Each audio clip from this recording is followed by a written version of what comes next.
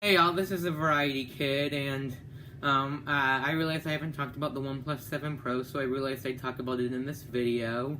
And I'm going to talk about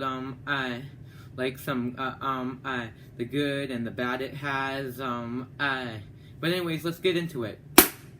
Phone review. I'm sure you know where I got that from. But anyways, let's get started. So first of all, there are many features that I like. Like I like the pop-up camera, which gives you the ability to, which gives you a front camera, which is really needed, without having to, without having to have a notch. And also, I mean, I mentioned this before, but however, the pop-up camera doesn't, however, the selfie camera isn't too slow to launch. And I told you that whenever I watched a speed test between the OnePlus 7 Pro and the Galaxy S10 Plus, while it did load the camera slower, possibly due to the pop-up camera, it wasn't by a significant amount. I also like the fact that there's a 12GB of RAM model, because actually I keep a lot of apps open. I don't close my apps, and actually it doesn't save battery life, believe it or not. I mean, actually, I guess you can go look it up if you don't believe me. But yeah, I like that it has 12GB of RAM, which gives you the ability to keep, for me, I keep like 30 to 50 apps opened. So so for me, it would give me the ability to possibly have all of the apps opened, or close to all of the apps opened. I mean, considering how many apps I have opened, I don't really care that my phone isn't able to keep all the apps opened. But however, I do. But however, I think it would be. But however, I feel like my phone could use a little bit more RAM. I have an iPhone 6s, which has 2GB of RAM, in case y'all are wondering.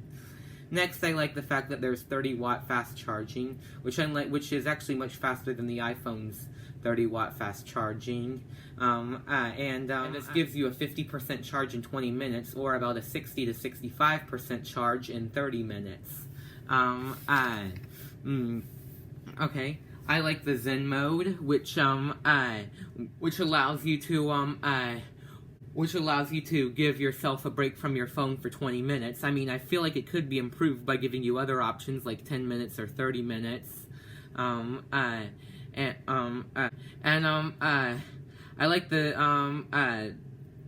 like the fact that it has a telephoto and wide-angle camera, and I really like that it has 3x optical zoom. I really like that. I really appreciate that a lot more than 2x optical zoom, because it's common for us to zoom in more than 2 times.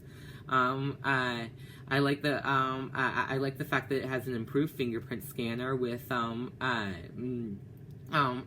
it being able to know your fingerprint, and it being faster than the fingerprint scanner on the OnePlus 6T. I like the 2GB LTE, LTE speeds, which I know while it might not be while it's most likely not going to be the maximum speed, it will most likely be faster than phones with 1.2 or 1GB LTE. I really like the screen recording, and I like the scrolling screenshots, which allows you to take the entire page of a screen, which allows you to take a screenshot of the entire page without having to, without having to take multiple screenshots. Some things I like, but I don't really care for, are the curved edges, which also light up. I actually like the curved display design. The 10-layer liquid cooling, which keeps the phone cool while playing games, and I don't know, I guess it could help possibly launch games faster, as the phone won't slow down if it's after heavy gameplay. It has a fast processor. It's actually its clock speed is actually faster than phones like the S10, which is at 2.8 GHz, and the P30 Pro, which is at 2.6 GHz, as the OnePlus 7 Pro is at 2.84 GHz, and it has UFS 3.0 storage, which I don't really know what a storage speed is, but however, I know all of that combined does make it faster than some other phones today. I like the fact that it has an amazing display. It has a 90 Hz refresh rate. It has a 1440p display at 516 ppi. It has a maximum brightness of up to 813 nits. Instead of fluid AMOLED on the smaller OnePlus 7 and OnePlus 6T, it has optic AMOLED. Or no, wait. Let me look it up. It might be the other way around. I don't know which AMOLED is better. Okay. Oh yeah, it's a fluid AMOLED instead of an optic AMOLED. As an HDR10 Plus display, and it does have a display. So I mean, those last four things, like I said I feel like they're good, but I don't necessarily need it. I mean, I would want a fast processor, but however, I wouldn't care I wouldn't necessarily need a phone as fast as the OnePlus 7 Pro. What I don't like about it, but I'm fine without, is I don't like that there's no always-on display or no depth sensor for portrait mode, because the OnePlus 6T had those things, actually there's no depth sensor for portrait mode on the front camera, and neither on the rear camera, which, I mean, actually there is still portrait mode on both the rear and front camera, but however, it's not as good as, however, it won't take as good of portrait photos. Okay,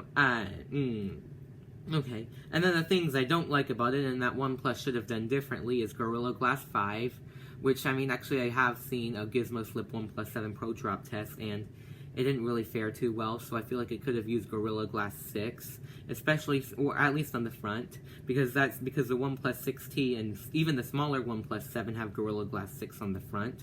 You can't record video on the wide-angle camera, and there's a lack of water resistance. Like, I believe it's only, like, splash resistance, and even OnePlus won't promise you that. I don't like this about the OnePlus 7 Pro, but however, there is no wireless charging. I mean, it's not as big of a reason as the other three, but, yeah, I mean, I don't like that there's no wireless charging, and it's an even bigger deal that there's no reverse wireless which also means there's no reverse wireless charging. So anyways, I hope you enjoyed this video. Be sure to leave a like if you did, and possibly give me some video ideas. Bye.